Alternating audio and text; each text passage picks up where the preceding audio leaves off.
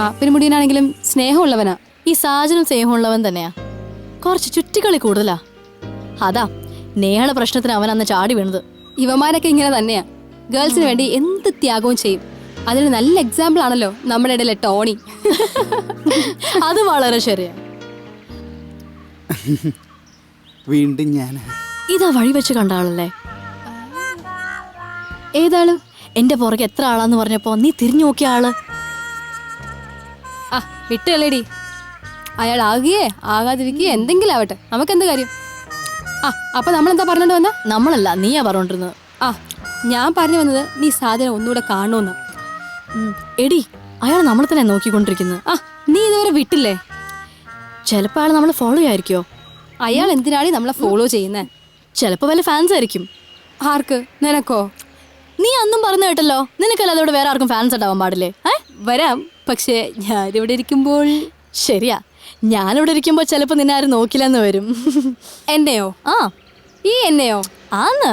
നോക്കൂലെന്നോ? ആ ഞാൻ അങ്ങനെ തന്നെയാ പറഞ്ഞ.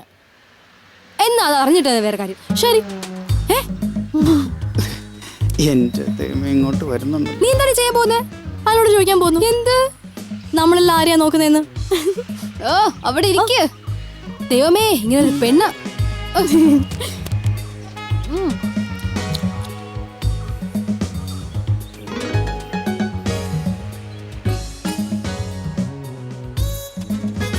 എനിക്ക് തോന്നുന്നത് നമ്മൾ കുറച്ചുകൂടി ഫേസ്ബുക്കിൽ ആക്റ്റീവ് ആണോ? കറക്റ്റ്.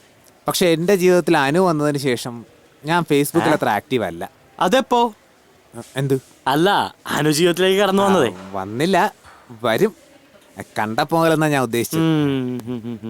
അങ്ങനെ പലരും നമ്മുടെ ജീവിതത്തിലേക്ക് കടന്നു വന്നു പോയെന്നൊക്കെ ഇരിക്കും എന്നും പറഞ്ഞ് ഫേസ്ബുക്ക് നമ്മൾ ഉപേക്ഷിക്കരുത്. മനസ്സിലാകുന്നുണ്ടടാ, ഫേസ്ബുക്കിൽ ആക്റ്റീവ് അല്ലാത്തവന് ഇന്ന് ഗേൾസിൻ്റെ ഇടയിൽ ഒരു സ്ഥാനമില്ലെന്ന് എനിക്ക് നന്നായിട്ടറിയാം. ആ അതാണ് ഞാൻ പറഞ്ഞു വരുന്നത്. എയിമായി തന്നെ ഇരിക്കണം. നിന്റെ അനുവും എന്റെ പാറും ഒക്കെ ഫേസ്ബുക്കിനെ ഒരിക്കലും ബാധിക്കരുത്. എന്താ കാരണം? യങ്സ്റ്റേഴ്സിന്റെ ഹോളിബുക്കാണ് ഫേസ്ബുക്ക്. ടോണി, നീ ഇവിടെ ഇരിക്കായിരുന്നോ? ഞാൻ എത്ര പ്രാവശ്യം നിന്നെ മൊബൈലിൽ വിളിച്ചു പറയോ, നീ എന്താ ഫോൺ എടുക്കാത്ത? ഞങ്ങളൊരു സീരിയസ് ഡിസ്കഷനിലായിരുന്നു, അതുകൊണ്ടാണ് ഫോൺ എടുക്കാത്തത്. എന്താ കാര്യം?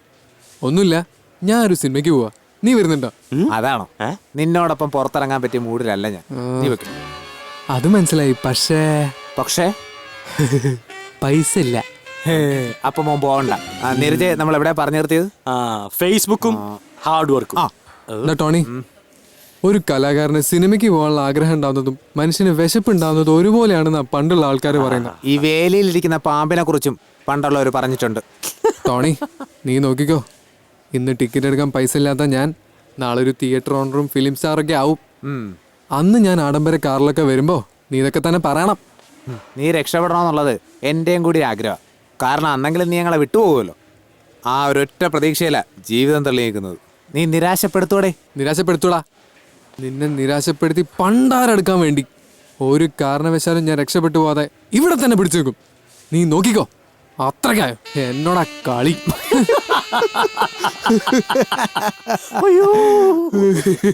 അയ്യോ.